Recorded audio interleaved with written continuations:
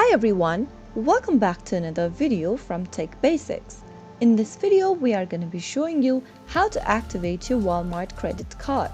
So without wasting much of our time, let's dive into the video. First of all, open a web browser of your choice and then go to the URL box and type in walmartmoneycard.com and press enter on your keyboard. You will now find yourself in the official site for Walmart Money Card. From the main home page, go to the upper right corner and click on Activate Your Card button. Now, enter your card information in the form below. Type in the 16-digit card number that is available on your card. Make sure to type in the value correct. I'm just typing in a random number over here just for security purpose. After you are done entering the 16-digit card number, go ahead and enter the expiry date and then the CVV code. Finally, click on I'm not a robot and click next at the bottom of the screen. Follow through the instructions and you will then be able to activate your Walmart credit card.